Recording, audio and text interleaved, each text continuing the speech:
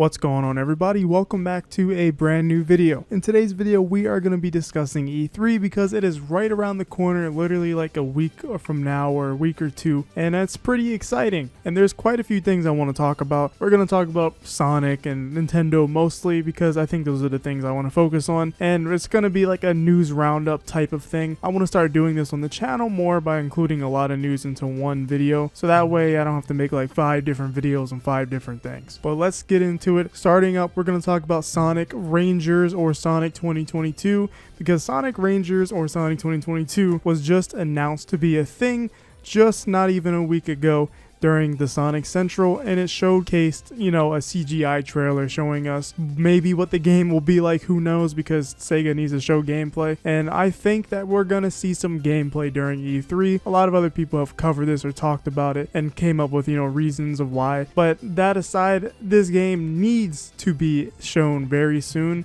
because I think a lot of people need their trust in Sega put back, because a lot of people don't feel confident in this game and they feel like they're getting a repeat of Sonic Forces with the CGI trailers.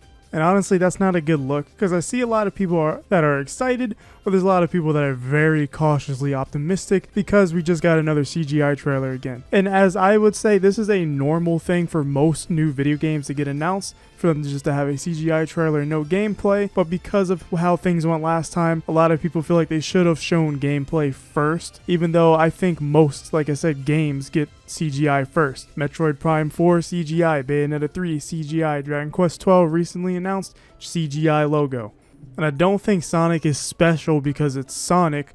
It's a new game announcement, so CGI is pretty standard. But I do understand the argument that, they should show something to earn trust back. Which is why I think it would make a lot of sense for them to do so now and have this be shown off during E3, whether it's through Nintendo or Summer Game Fest, which is pretty much going on around the same time as well. But we know for a fact that Nintendo is having a 40-minute long Nintendo Direct during E3 on June 15th, and Sonic could very much well be part of this, because I don't know if you guys remember, back then, I think in 2017, Nintendo had their E3, and that Sonic Forces trailer that showed all of the villains returning actually appeared in Nintendo's E3 Direct, actually. And we could get a repeat of 2017 where Sonic gets shown off through Nintendo. And I also wouldn't be surprised if Colors Ultimate gets shown off as well, pretty much showing the same thing, or maybe even a brand new trailer of Colors Ultimate, because as we know, that Colors Ultimate trailer is pretty outdated compared to some of the screenshots that have come out, so there could be a whole new trailer just ready to be dropped during E3 as well. So like I mentioned earlier, we know Nintendo's Direct is going to be 40 minutes long, and their Treehouse, I think they said it's going to be 2 hours long, where they'll probably be showcasing games, and hopefully we see a very specific game that I'm excited for. Well, that's actually kind of capped. There's 2 games I'm very excited to see, and I think we'll see both of them here. The first of which is Breath of the Wild 2. In our last Nintendo Direct, they talked about Breath of the Wild news not being present, and that we will see some soon.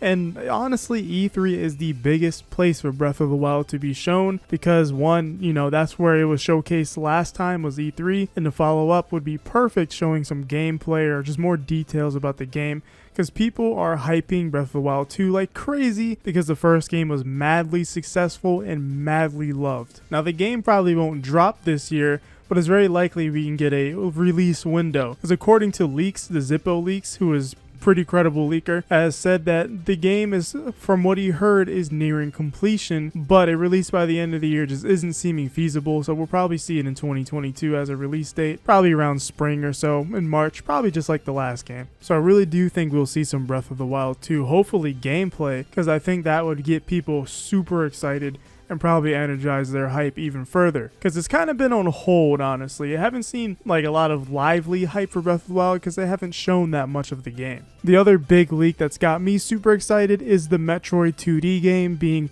pretty much complete and ready to go, because this was a leak that also came from Zippo, and he's basically just saying Metroid 2D is coming, and he leaked this like early 2020, around January. I'm absolutely ecstatic for this because I became a huge Metroid fan back in early 2020 as well, because I've played Metroid, I've had Super Metroid my whole life pretty much, and I just didn't really play it like that. I tried to, but it kind of scared me a little bit when I was younger. But I fully played through the series, and I have grown to love Metroid, and it's grown into one of my favorite franchises of all time. And I think this franchise just deserves to get more games, and more people need to play Metroid. And when you beat one of those games, it'll be one of the most satisfying games you've ever beat in your life.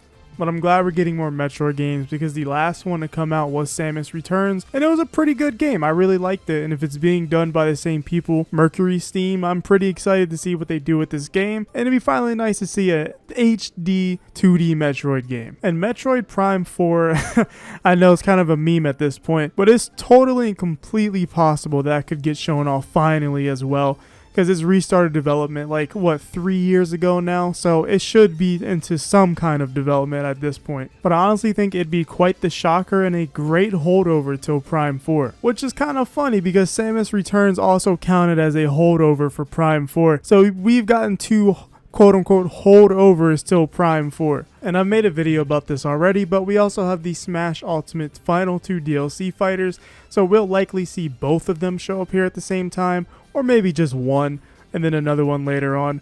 But yeah, I think that's the end of the road for the Smash DLC. I truly don't think we're going to get more fighters passes, at least maybe a bonus character or two, but Sakurai's even talking about retiring in Famitsu articles and whatnot, so I think it's time to pack it up, guys. I think this is the end, the true end of the fighters pass. Now again, we could see Eggman, we could see Crash, we could see literally anybody, Sora, who knows.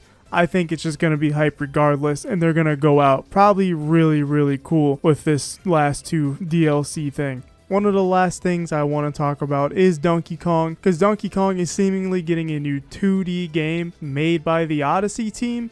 I don't have too much to say about it, except I hope it's going to be interesting, because Retro Studios did Tropical Freeze, but they're working on Prime 4 right now. All I hope is that they don't New Super Mario Bros.ify the Donkey Kong series, and that's all my thoughts on it. I don't really have much to say. I'm not excited, but I'm interested in seeing it, if it is a true leak. And the last thing is the Mario Kart 9 rumor, and all I really have to say is thank God, because Mario Kart 8, we've been playing that for it feels like 7 years now. But that's going to wrap up today's video. And if you guys didn't know, I'm actually going to be live streaming the event. So as you can see here on screen, if you go here on my channel and you click on set reminder, you can actually not miss the stream and catch the stream while we're, watching this and reacting to it and hyping up everything, because I think it'll be fun. So make sure you guys hit that reminder and hit the like button and hit subscribe, because it helps. And of course, like always, I'll see you guys in the next one.